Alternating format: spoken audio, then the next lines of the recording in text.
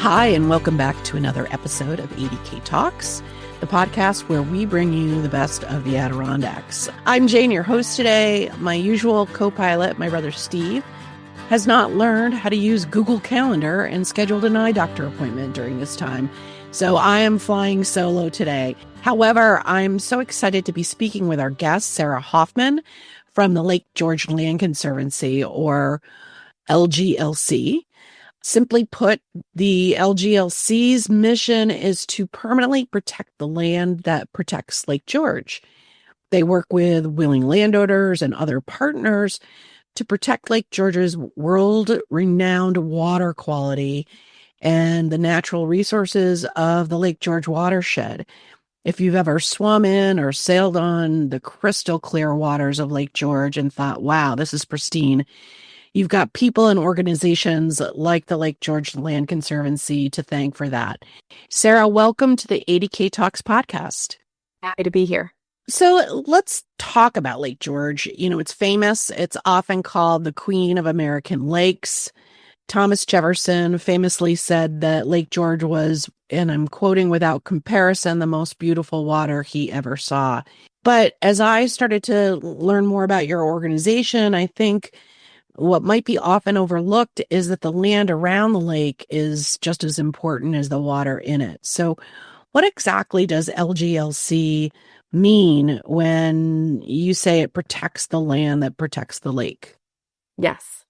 Tagline or that mission seems very simple, but it's incredibly impactful for the water. Our primary mission is to protect the water quality of Lake George. So to do that, the most effective way to do that is by protecting the land that surrounds it. And by definition, that would be its watershed. The watershed of a body of water could be a river or it could be a lake like Lake George, is all the land that surrounds it that drains into it. If you imagine like a bathtub, the rain is coming down and it flows down to that central spot. And everything that rain is touching has an impact ultimately on the lake itself. So a little bit tongue in cheek, but what happens upstream doesn't stay upstream. This isn't, this isn't Vegas, right? Right. So it has an impact the whole way down, whether it's landing on healthy forests or development or all the myriad of other things that it might encounter along the way.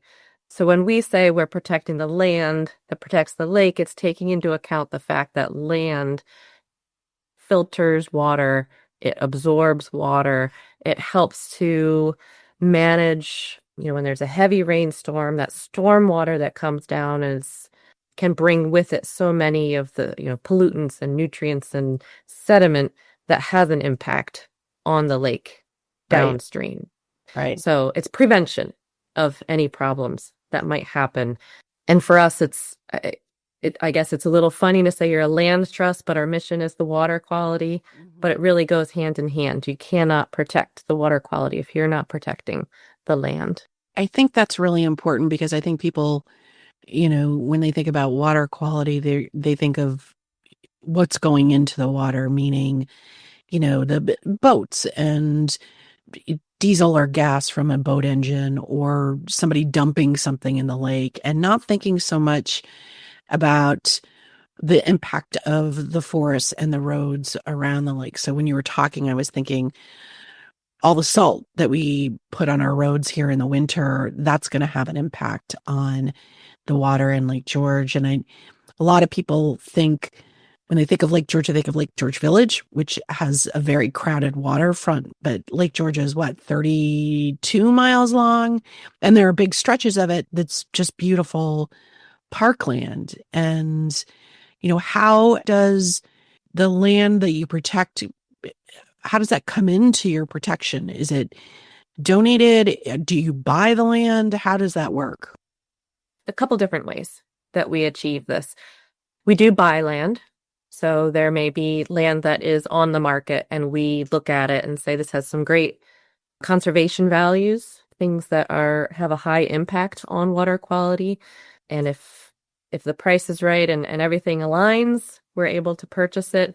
We obviously have fundraising for that. So there are a lot of things that need to go into place, but we will buy land. We also accept donations. I do have landowners who come to us. I would say most of our projects is a landowner coming to us and saying, I want to protect my land. It might be a donation, or it might be that they sell it to us, or they might want to put a conservation easement on that property. So that's another tool that land trusts use. That land stays privately owned. So that landowner might come and say, I want to make sure my land is protected for my children, or in the future, if I sell it, whoever owns it, I want to make sure that they don't clear cut it, that they don't put in whatever development. And so it's a legal document that goes with the deed. And as the land trust, as I said, we don't own it. It's still privately owned, but we help to manage it, and we observe and make sure that whoever does own it or the neighbors are respecting those conservation restrictions that are put into place. And they're very customizable. So landowners there's a lot of different ways to work that, and in the best interest of the landowner as well as for us, with the mission of protecting the water quality. Got it. How long has LGLC been in existence? 37 years. I think I'm doing my math right. We were incorporated in 1988. Oh, wow. Okay. And was there any specific event that precipitated that, or was there something that sort of triggered it, or was it just some people coming together and saying, you know what, this is a good idea? Another organization on the lake is the Lake George Association. Yep. And then they also had branched off into the Fund for Lake George. Those organizations back in the 80s, it was one entity. Mm-hmm. And the board members and others who were a part of that conservation community saw that there wasn't land conservation happening. And so they hired a consultant to do a survey of landowners around the lake to gauge interest. Would landowners be interested in protecting their land? And there was an overwhelming positive response. Mm. So from that, the organization that was the Lake George Association, everything's morphed. So it's all the names have all changed, but the players are very similar. They created the Lake George Land Conservancy. Got it. To fill that void in order to do that work of land conservation. We were kind of birthed out of a need that was seen and reflected in the community to make sure that the lake stayed as healthy and beautiful as it was then. And I think I'm proud to say we've done a pretty good job. It's remarkable. Somebody told me recently, and correct me if this wasn't right, but it's the Lake George's water is potable. Like, you can drink it. Yes. That's amazing. It is.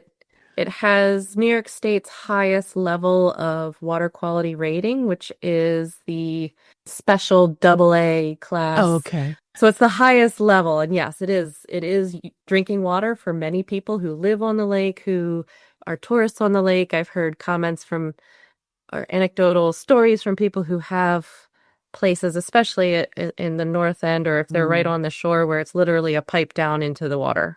Right. With a filter on it. Right. And that's it. That's their drinking water. So it's really important to keep it clean. 100%. That's really, that's to me still a little mind boggling. So there's 3,000 lakes in the Adirondacks. Are there other organizations like yours, for example, on Brackett Lake or Lake Placid or Saranac Lake that are doing the same thing? Well, the Adirondacks has a couple land trusts. There's the Adirondack Land Trust, mm-hmm. which serves the entire park. There's the Nature Conservancy, which also has an Adirondack chapter. And there are other land trusts, but I think they're more regional. The Lake George Land Conservancy is very specifically just the Lake George watershed. Got it. Just looking, on your website and looking through some of your past annual reports, I saw that various parcels that you've helped protect, sometimes they're as large as 1,000 acres and others are a small fraction of that. Do small parcels of land make a big difference? Is it, does size matter, I guess? It does depend. I think there might be a misconception that land trusts just grab up land Right. and just want to own it. And that's not truly the case. There's a lot of work that goes into looking at property and looking at what values, what we say the conservation values, does that property have? We're not against development. We want to make sure that when development happens, it's being done in a smart way, in a place that doesn't have a negative impact on the water. So when we're looking at properties, whether it's large or small, we're looking at, does it have stream running through it? Does it have Mhm. wetlands? Does it have shoreline? Does it have steep slopes that are sensitive to erosion? Does it have important wildlife habitat that might Mm. be rare that we want to help preserve? Does it have historical context that might be important for our community culture? And of course, the aesthetics and the beauty play into that as well. But there are definitely things that we look at, and even a small property, if it has a stream or it has that important shoreline, that does have a real impact on the lake. So every piece of property is important, but on Mm. a rating scale, we have to prioritize, otherwise we would Right. run out of money really fast. Can you Yeah. talk about a recent project or event that served as an important save for Lake George, or that you guys were like, oh, this is super, this is going to have a big impact, or this is a very important thing that we've just done? Yeah, I actually have a great example, not only for conservation purposes, but as an example of the community support that we've had. Right here in Bolton, there's a property that we've called Homer Point Wetlands. This is something that was protected the end of last year, and it's 45 acres down in Homer Point, which is a kind of a peninsula that goes out kind of the south end of Bolton. About 40 of those 45 acres is wetland, Hmm. kind of emergent wetland, which means you get shrubs and things growing out of the water. It's not necessarily like a peat bog or moss, but it's from the water you could kind of paddle up to the shoreline, but there's no hard rocky shoreline. That kind of a wetland is really critically important to water quality. First of all, it supports a wide variety of plants, and that diversity is important for wildlife as well as for filtering. The root system holds the soils into place. They help clean up the water.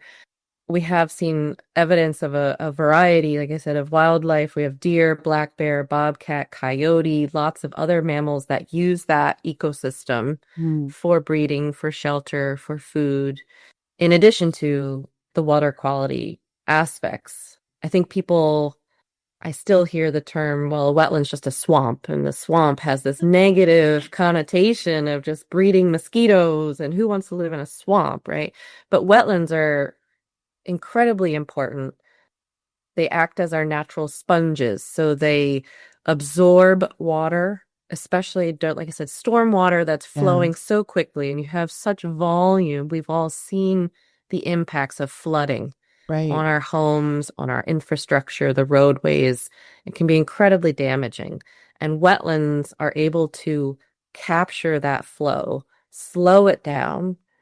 One statistic I've seen is that 1 acre of wetlands can store up to 1 million gallons of water. Wow. So if you can imagine, so we have 40 acres of wetlands right there. The flow of water coming down off the mountainsides here in Bolton, down off the roadways into that wetland, it's preventing that rush of sediment, of nutrients, the salts from the roadways, whatever else it's encountering. It's helping to capture that. And Wow. then it absorbs it. That stuff settles, filters it, cleans it before that water enters the larger body of Lake George. So it's this silent partner, but really critically important for water quality. I've never understood that or before. It's so like the interdependence of all these different aspects of, the ecosystem that actually, okay, that's an ecosystem, right? That makes a lot of sense to me. Yes, it is. It add in the other point I wanted to make sure just for the community aspect of Sure. that project, why I also wanted to mention it is the landowners reached out to us and wanted to work with us to protect it because they saw the value and they sold it to us in what's called a bargain sale. So below market value, they sold it to us. So Wow. there's this partnership of the communities that know and appreciate the value of what they have and how it impacts the lake and wanting to work with us as a trusted partner in making all that happen. So That's great. I've noticed also throughout the year, you offer programs to help people understand the impact of the things that you do. And that outreach has to be in terms of educating folks, it's got to be really important too, I would imagine. yes, we do have programs year round. We have, monthly e-news and we try to incorporate a lot of education there. A lot of our programs do happen in the summer because that's when the majority of our audience is here. So we do have a couple of programs that focus on not in a lecturing way. Nobody wants Right. to be lectured, right? But we invite people to join us on the land, learn about the land, be immersed in it, and really learn through that experience what this land is doing for the lake. Whether it's a hike for adults, we have children's or family-focused hikes that are through our Discovery series, which is a partnership with Up Yonder Farm Environmental I was Education just going to Center, ask you that. also Yeah. here in Bolton, Yeah. which has been fantastic. We don't have an educator on staff per se, so what we have is the public access point, and they have the educators, and we have merged those with the support of the town of Bolton, and the Lake George Mirror that helps promote it to provide these as free outdoor education opportunities throughout the year. They start in February with snowshoe hikes and they end in the fall talking about the changing trees and the seasons. So that's been a really great partnership to, again, get that engagement and educate in a fun way that really sticks with you when you're in it and you're Right. seeing it and you're touching it and smelling it. I think that really builds an appreciation that you don't get otherwise. Yeah. That's a incredible collaboration between those different organizations. So let's just take a minute. How can people find out about that stuff on your website, on Up Yonder Farm's website? We have the registration on our website, which is lglc.org, and we have a calendar of events, and through that you'll find registration links. Up Yonder Farm also has it on their calendar, and we share on social media. And in addition to the Discovery series, you'll also find our summer, what we call our Living Land series, which is more geared towards adults. Obviously, anyone is invited, but it is more presentation style here in our conference room. And we have a variety of topics from history to wildlife. This year we have 4. Those are Wednesday evenings in the summer, talking about moose and the importance of having this Interesting. contiguous land, which means just Right. not broken up. These large areas that allow mammals like moose, bobcat, bear to travel, which they really need for breeding and for just to have a healthy life, not having to cross roads and go through backyards and all of that. So we'll have a variety of topics there. And again, those are free for people to come, and we do offer those as virtual. So if you're not able to be here in person, you can watch those from home. That's great. And other various events, like I think it was Saturday night, we had an owl prowl. We have a couple different birding outings like that. So again, just getting people out and learning about all the different aspects of the lake. And that information is all on our calendar at lglc.org. That's great. That's awesome. And listener, the Lake George Land Conservancy's building, their facility is right in the heart of Bolton Landing. It's a really attractive building, and we were just discussing earlier, you'll see this gorgeous marble sculpture in front of it by Caroline Rammersdorfer, who is an amazing artist and sculptor, sculptress. I don't know what the right word is, but who's also based in the Adirondacks. So definitely keep your eye peeled for that when you're cruising through Bolton Landing. And there's a park that's behind you, right? Is that called Amy's Park, or is that connected to you all? Within the town of Bolton, there are several preserves that we own or manage or help manage with the town of Bolton. Our property here with the conference room, we have a little lawn and there's a pond behind us. Right. Okay. But that's just the benefit, a perk of where we live. We get to look out on the pond and see the osprey come in and go fishing, and Oh, the that's great cool. blue heron and all of that. Yeah. That's awesome. You've talked about these private landowners. How do you build trust? How do you reach? Is there a lot of outreach? It sounds like sometimes they're coming to you. How are folks really surprised to learn how vital their property is to the lake's health? What's that dynamic like? Yeah. So over the course of our 37 years, there's been a lot of relationship building and building trust in the community. We recognize that land is very personal to people. Many, many people that we work with have had whatever this property is. Maybe it's been in their family for many generations. Even if not, there's still a very real connection to their property. So before they want to work with us, they want to know that they can trust us and that we work with integrity and that we work with their interests in mind, as well as the ultimate goal of conservation. So our staff, I think, has shown, through our working with landowners these many years, I think we have a reputation for being trustworthy and doing things right, so that, as I said, and you said, landowners are reaching out to us. They know that they can work with us, that they can trust us, that we know that we're going to do things the right way so that everyone comes out happy in the end, knowing that their land is in good hands and that our goals, that our mission of protecting Lake George are also going to be achieved. So it is a lot of work. Sometimes it takes many years. Some properties are owned by multiple family members. And so sometimes you have to just work with all of those family members and get everyone on the same page. And so there's a lot of patience involved. And so it is, every landowner is different. And I think we have a lot of longevity here within our staff, which certainly helps. When you're building those relationships, it's hard to maintain that if your staff's always changing. And our staff is sticking around, which I think it's a good sign for us, and it's a good sign to landowners that they know that we're someone that they want to work with. Yeah, that's great.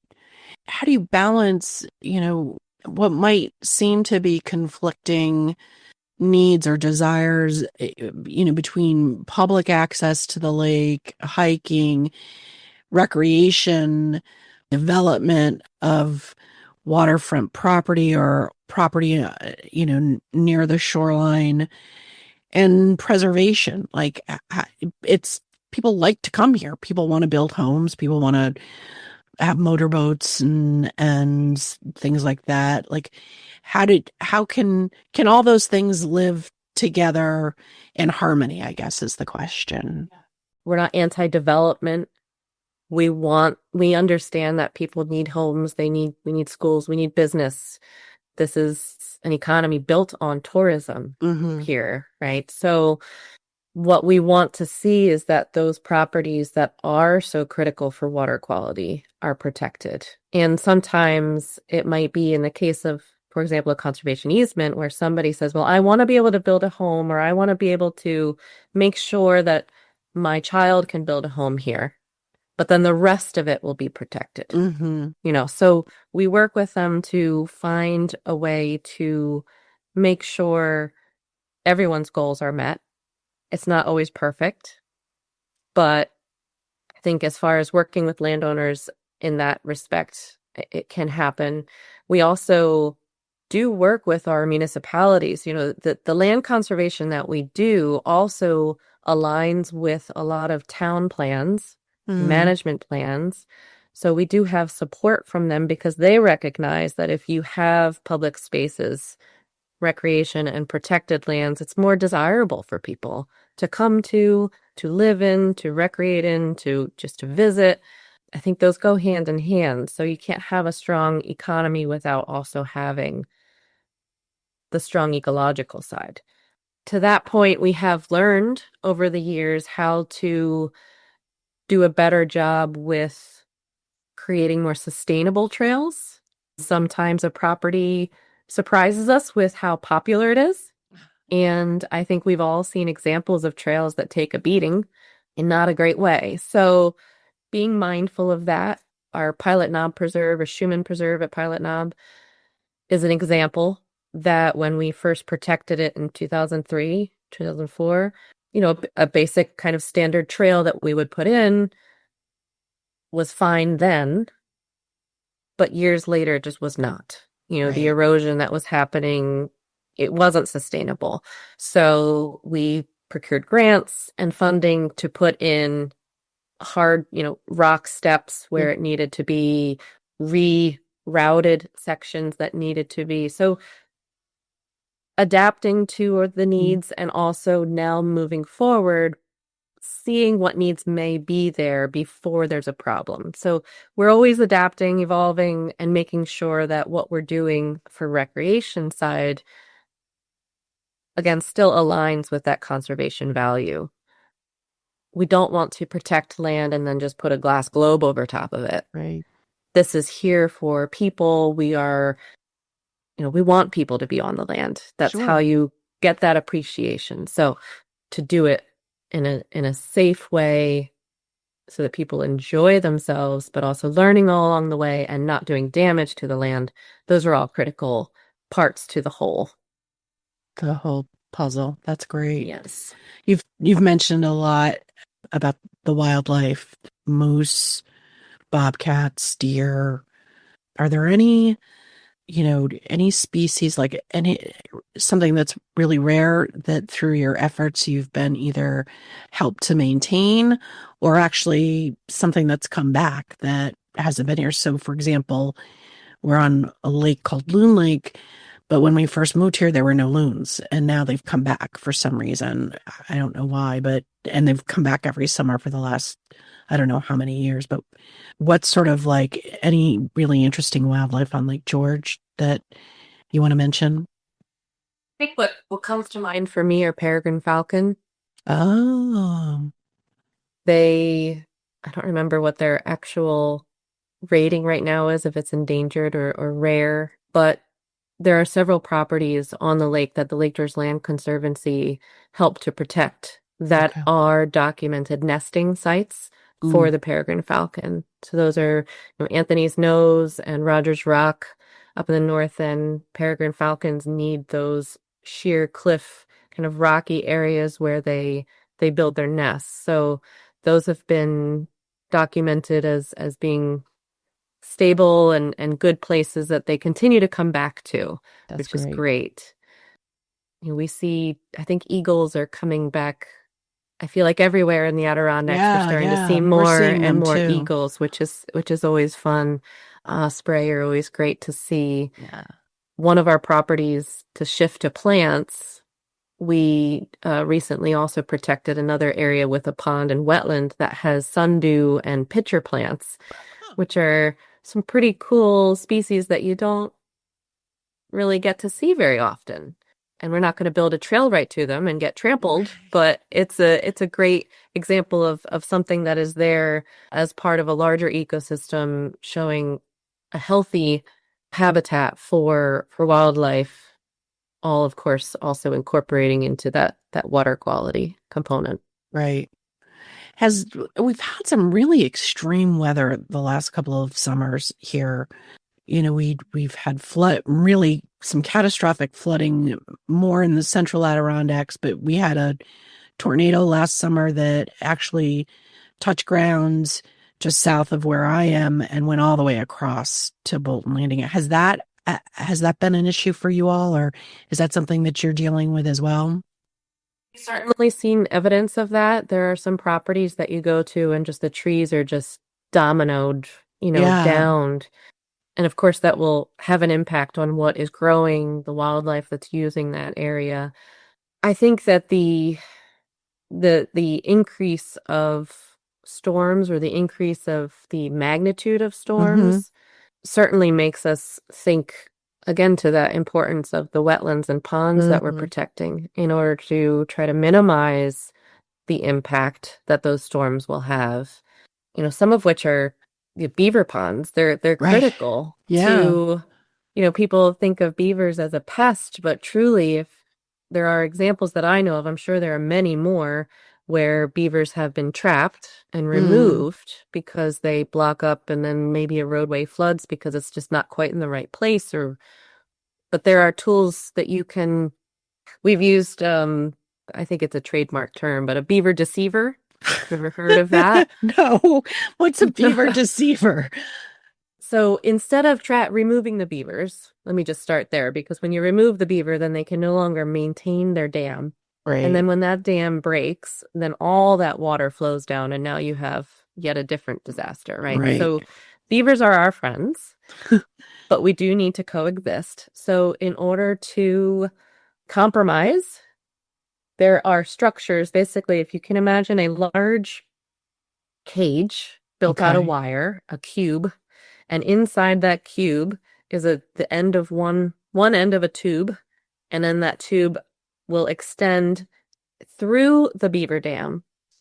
It's kind of like your overflow outlet, Okay. right? For your Right. tub or Right. something. So the cage is there to prevent that tube from being clogged, and that's submerged in the pond. You would never know that it's even there most Wow. of the time. And then the other end allows water to flow through so that it never gets too high.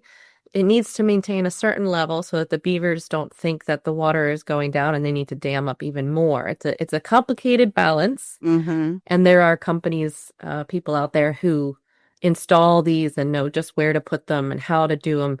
But this kind of a device is a way to coexist, to benefit from the work that these beavers are doing for free, Right. to maintain these ponds that are super important, and to reduce any potential impact from that flooding and keeping the beavers happy too. So, it's very expensive to build a man-made dam and they don't Right. last forever. So why not have the beavers do it for us, and they do a much better job. So Right. That's so that's one interesting. way to kind of work together on it. I hadn't thought of beavers like that. Beavers are smart. Sounds like they're Very, very. very, huh. Newfound respect for the beaver. What's something, that maybe the average hiker or paddler might not realize about Lake George and the land around Lake George and the lake that they enjoy so much that they really should be aware of or know about? For most people, it might just be that land-water connection, Okay. like you were saying. It seems very logical when someone says, well, what happens upstream goes downstream. It all has an impact. But when you're just there, it's not immediately, you're not seeing that stream and thinking that's going to end up in the lake, Right. or seeing the trees and appreciating what that root system is doing. Maybe there are more people than maybe I'm underestimating people, but I think some of these things are taken for granted, the impact that everything has on each other.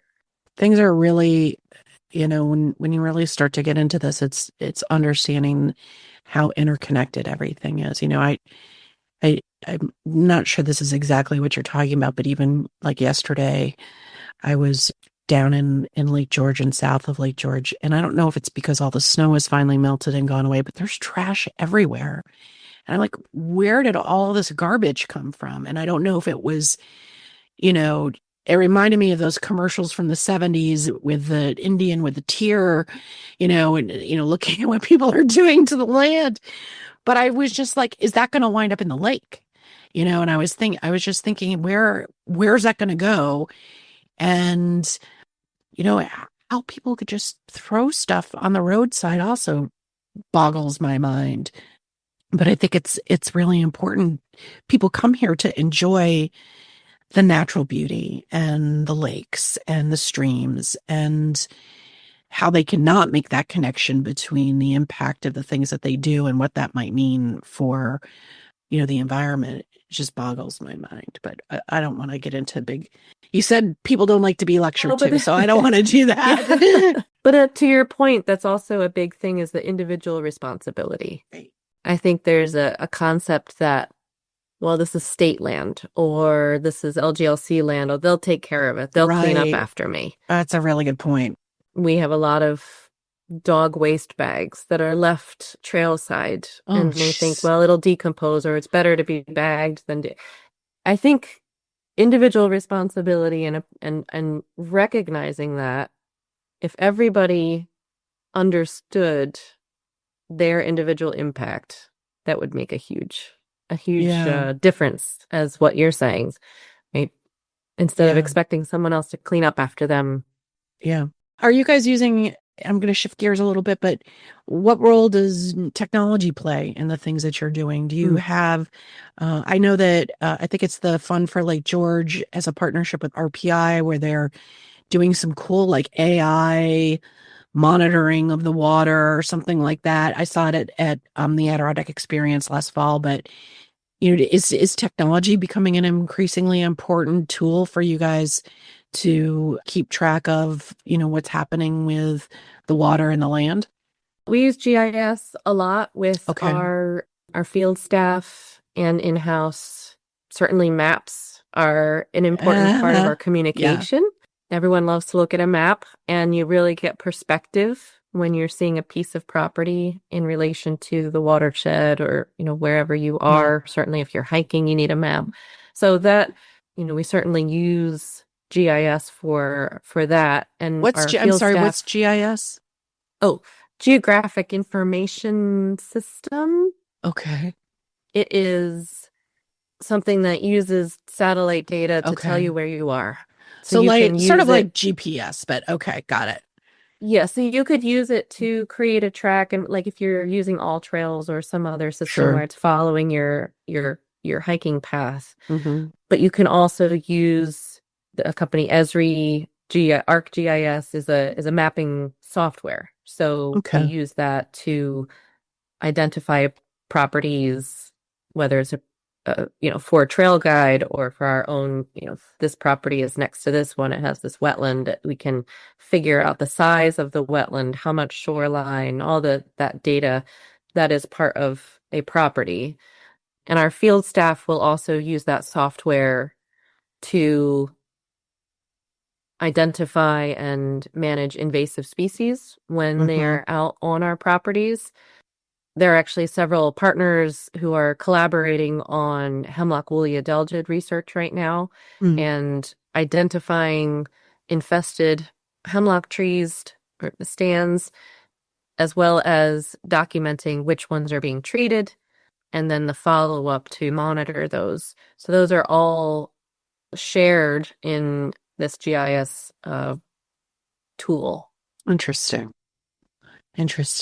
Very cool. So you've talked about your field staff and other folks. How many members of your team are there? Actually, there are 9 of us. 2 are part-time. Okay. 2 are primarily field staff, doing a lot of our conservation monitoring and stewardship work. We also are very appreciative to be able to hire interns in the summer that help us with both events and field work. Oh, that's very cool. Yeah. Like college age interns who maybe studying where do you are they coming from Paul Smith's? Are they coming from all over the country? Like who? Generally somewhat local. Some have some Lake George connection already. Got it. This year we were able to hire 2. One just graduated from, or is about to graduate from SUNY Potsdam, I believe, and the other from Cornell. Oh, great. Yeah. But still have to have the local connection here. And so Yeah, we're excited to not only have their help, but also it's a great experience. We try to provide opportunities for them to learn from each of us, whether it's, nonprofit management, development side of things, events, the field work.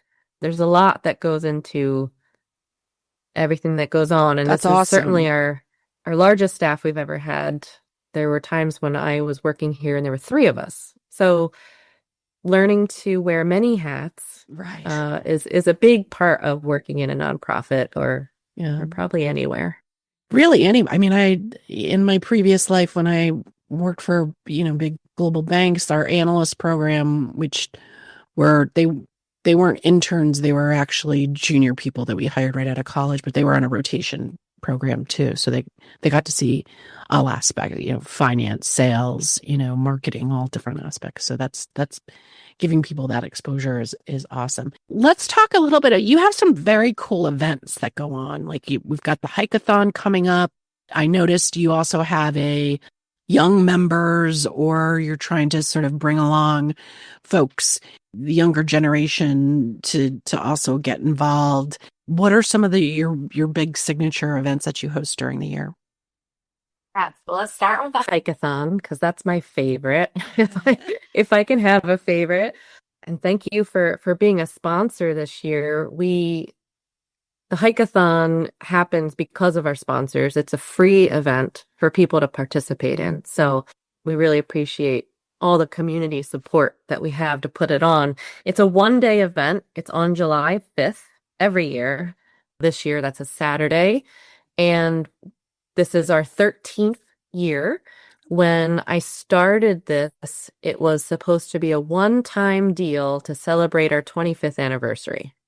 And it was such a fun, great success that we decided to just keep it going. So That's here we amazing. are, 13th year. We have 27, I think, different hikes and paddles that are all led by this fabulous volunteer team of almost 100 people Wow. that come, many of them year after year, to help lead these groups. These hikes and paddles are all around Lake George, from Prospect Mountain in the south end, which I've included now for many years so that anybody can come. You can Mm-hmm. drive all the way up if you need to. If you don't have the mobility to do other hikes, you can still be part of the hikeathon, all the way up to Cook Mountain up in Mm. Ticonderoga and east side, west side, all over. We have a helicopter flown by Bruce Mallory, who is a local. He lives here around Lake George. And Carl Heilman, who Oh, many of your listeners, I'm sure, yeah. know, a photographer. It's The two incredible of them have photographer. been my eyes in the sky every year. Bruce flies a circuit around the watershed, and Carl takes a picture of every group in the Wow. hikeathon. And I can't tell you how exciting it is when you hear the helicopter coming. It doesn't matter how old you are, everyone gets excited and you're waving, and he's hanging out at the helicopter getting your picture. And those pictures can then be seen after the event. And this was an important part of the event to me because we all tend to think about our space as kind of this bubble. You come to your home, this is your view, this is your favorite community. Mm-hmm. But we're all here on Lake George, we're all part of this watershed. And so even though all these groups are all spread out, when Mm-hmm. you see all the photographs together, you recognize how connected we are That's and so that we were cool. all part of this one event together for a singular cause. Oh, that's beautiful. And we have, of course, special event shirts so that everybody really looks unified Yeah. in a certain color all around the lake. So it's definitely my favorite event for the fact that we get so many people together. About 800 people register for the hikeathon or volunteer. I think it's a fabulous event to get intergenerational families, from babies in backpacks to octogenarians, I've said, because we've had some grandparents come and are proud of saying how old they are. So it's a fun way to get just everyone out there. And like I said, it's totally free. We are full. It is full. Registration is closed. I was just going to ask that. Oh, wow. But we have an after party for the hike-a-thon. So then that's open to everybody. So whether you've registered and you're participating or you're just coming by on July 5th, the after party will be in Lake George Village at the Charles Harwood Park, which is their festival space. I'm hoping that we can still have the helicopter land there after Bruce finishes his circuit. He's done that in the past, so we're just waiting for some final approval on that. And everyone loves to go up and see the helicopter that they just waved to. That's so awesome. We have food trucks. We'll have live music. The Stony Creek Band will be performing, games and activities, and just vendors, groups, local other nonprofits will be there to share their information. So it's a really fun way just to regroup. Everyone has a story to tell about their hike-a-thon experience, meet up with friends, family. Like I said, everybody is welcome to come. And again, that's free as well. And I'm looking forward to having another really great time. That's awesome. That's so great. Wow. I didn't realize the registration was already closed. That does tend to fill up really quickly. You have another event in the fall, though, the Amy's Adventure Race.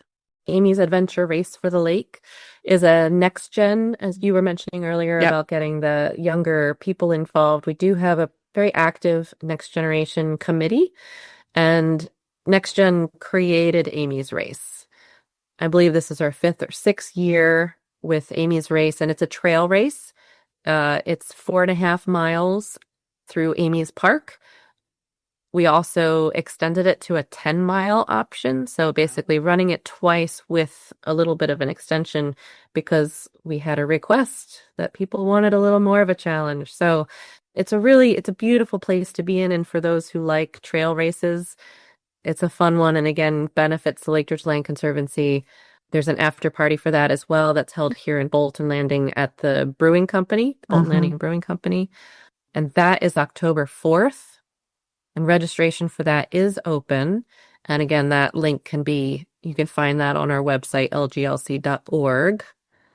And we also, before that, have another next gen event, although it's open to anybody. We have a summer solstice party. Oh, cool. This year, it's a luau theme, and it will be hosted by Camp Gingercook, which is a YMCA camp in Fort Anne. Again, live music by The Switch, and that is June 20th to celebrate the summer solstice. I know. I can't believe it's almost summertime. It doesn't feel like that today when it's raining cats and dogs out, but that's great.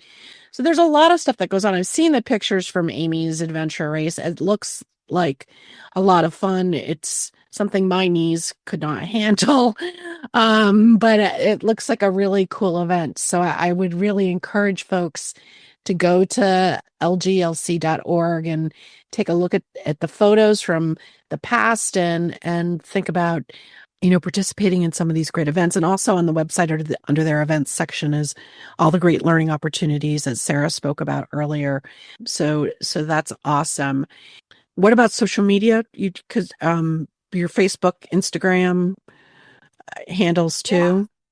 I will say it's definitely more active in the summer when our interns get their hands on it. Right. But, I need an intern. We do have Facebook pages. We'll say there's one for Hike-a-thon, there's one for LGLC.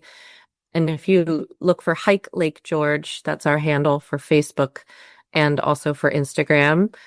And our land steward has his own Instagram page, which is fun to watch because he's always out there finding these critters and just beautiful pictures when we're all stuck at our desks and he's out there enjoying exactly what we're protecting. So if you want to be able to see where he's at and what he's seeing, you can also find him through our page on Instagram. Okay, cool. So in addition to all these great events and stuff, what are other ways that folks can support LGLC? I would imagine cash is always acceptable. That's always welcome. And I would love to let you know that we are currently in the early stages, but we have what is our largest fundraising campaign Wow. ever is active right now. We're calling it our 2025 land campaign. We are protecting 1,200 acres with a $9 million investment. Wow. So we are fundraising. We have to date secured grants and pledges, almost $7 million already secured. So we're fundraising for that last 2+ million. Get over the line, yeah. Get over the line. And the projects that are incorporated in this 1,200 acres include 517-acre Pilot Knob Mountain, Wow. which I think many people assume is already protected because it is just south of Buck Mountain. So that whole stretch of Buck and Black and Sleeping Beauty that people know about, there are unofficial trails that go to the summit of Pilot Knob. That summit is still privately owned. It is not I had no idea. New York State owned. So this project that we are currently working on, we're under contract to purchase and protect those 517 acres. That includes the true summit of Pilot Knob. That's amazing. So that's a very exciting project. It is. Another one that's taken a long time to get to this point. So we're excited to see that through. And then the other lands that are part of this land campaign are here in Bolton, and including that one project that has the sundews and pitcher plants. So if anyone would like to support us through this campaign to protect these lands, which all ultimately protect Lake George, they can go to lglc.org/2025 campaign. That's awesome. That's great. Wow, such exciting stuff going on. Well, Sarah, this has been a fantastic conversation. Thank you so much for opening my eyes to some things that I wasn't aware of before. And I'm sure our listeners, especially those that are in the Lake George area or frequent Lake George, will find this really, really valuable. So we end every episode of our podcast by asking our guests to tell us about one of their favorite places or experiences in the Adirondacks. And it can be anything. Your favorite ice cream stand, performing arts space, paddle, a campground. It's whatever you make of it. And this is our way of sort of giving our listeners a little inside scoop on stuff that they may not know about or be aware of, or that they should definitely check out when they're in the Adirondacks. Being on Lake George, I feel like I have to stay loyal. So I will keep my answers to Lake George. I have two. Amy's Park is one of the properties that the Lake George Land Conservancy owns. It's about 500 acres, and it is a hidden gem. If you like hiking where no one else is there, you have the place to yourself, that's the place to go. It's not the place to go for the view of Lake George. It is the place to go if you love birding or wildlife watching or just seeing an amazing ecosystem of mosses and lichens and a pond ecosystem around it. Oh, wow. Amy's Park, where Amy's Race is held, has a system of trails that goes all around the central pond system. There are these spots in there that always make me think I'm walking into Narnia. It's just this ancient looking, moss-covered, carpeted forest.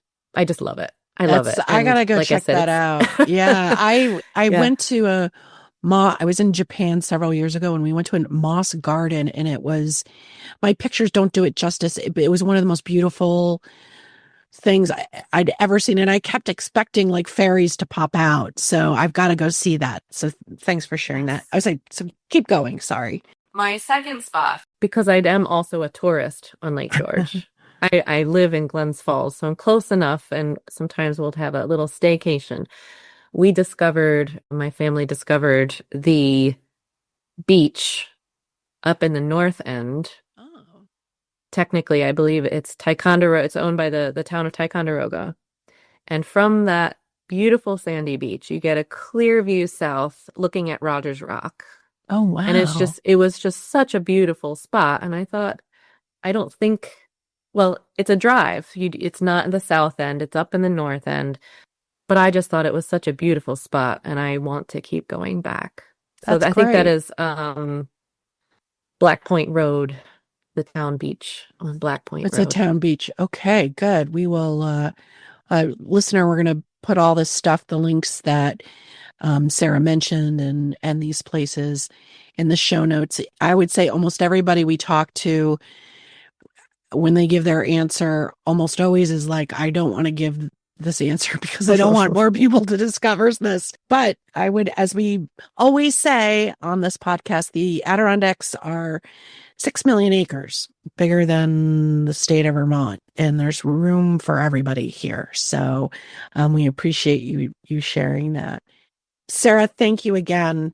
This has been an awesome conversation, and we're super excited to be supporting the Hike-a-thon and wish you guys all the best luck with your 2025 campaign and other events and stuff happening this year. It sounds like a busy time for LGLC.